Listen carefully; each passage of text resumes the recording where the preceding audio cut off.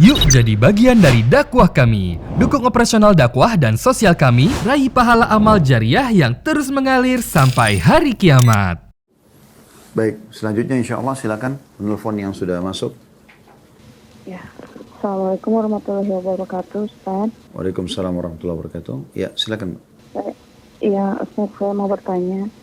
Di dalam suatu pernikahan, jikalau seorang istri dari suami sah melakukan perselingkuhan dan perzinahan, sampai seorang istri tersebut mengandung atau hamil anak hasil zina, pada saat mengandung itu sang istri mengajukan perceraian kepada suami sahnya, Ustaz, tanpa suaminya mengetahui bahwa istrinya menyembunyikan suatu aib tersebut. Pertanyaannya adalah, bagaimana hukum perceraiannya yang terjadi antara istrinya tersebut dengan suaminya, dan apakah aibnya itu akan terus tertutupi saja? Dan apakah yang kedua, setelah perceraian dan masa iddahnya, apakah orang tua dari perempuan tersebut harus segera menikahkan anak perempuannya dengan laki-laki yang menghamilinya, ya Ustaz? Baik, saya sudah paham insya Allah.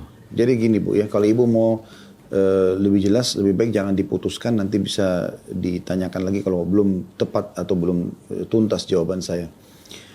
Jadi ini pepatah bahasa Arab mengatakan istilah kalau dua keburukan dikerjakan dalam satu kegiatan, akhasafan wasu akilah.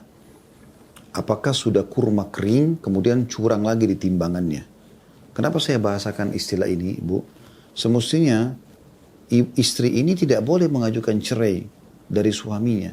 Karena suaminya tidak bersalah. Harusnya dia justru bertobat kepada Allah Subhanahu wa taala, memohon ampun kepada Allah Subhanahu wa taala, kemudian dia kembali berbakti dan berbuat baik pada suaminya tanpa dia harus ceritakan sudah. Ya.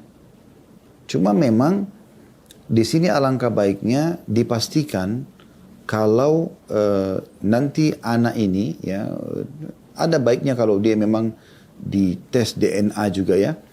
Tapi yang kami ketahui sebenarnya kalaupun terjadi seperti ini, al-waladu lil firash kata Nabi SAW.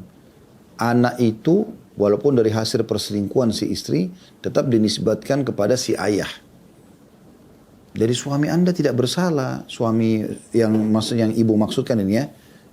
Tidak bersalah. Kenapa harus diajukan perceraian? Mungkin dia cinta sama istrinya. Dia tidak berdosa gitu. Kenapa seorang istri harus justru sudah selingkuh, perbuatan salah, buruk nih. Tambah lagi dia mau cerai sama suaminya, buruk lagi nih. Dan ini bisa masuk dalam hadis Nabi SAW.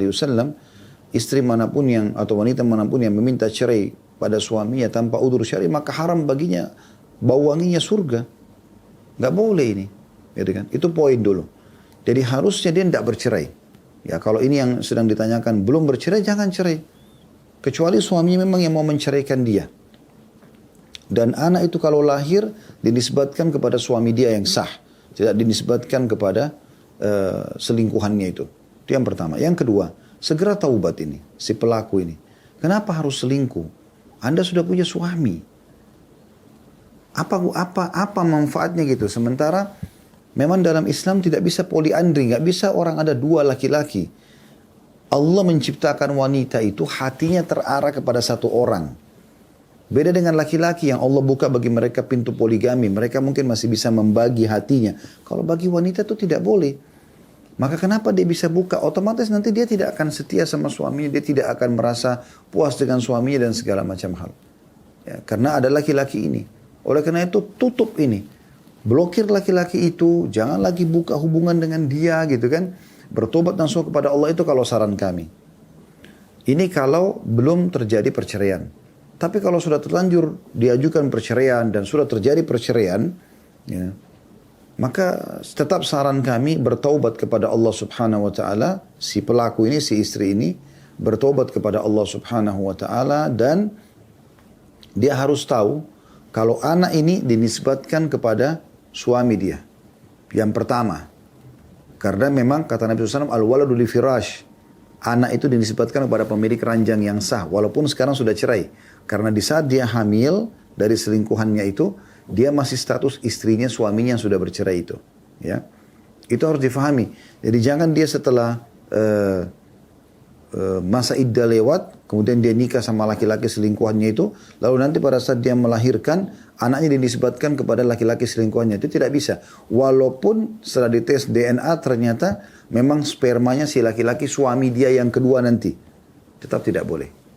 Allahu a'lam. Itu yang dari kami. Sudah jelas, Bu? Untuk orang tua kami, diwalikan saja atau memakai wali hakim, Ustaz? Soalnya maksudnya si perempuan yang selingkuh ini gitu? Sangat murka kepada kakak kami kebetulan. Jadi orang tua si perempuan ini murka sama anaknya gitu? Iya, betul. Baik, saya mau tanya, ini sudah cerai atau belum ini?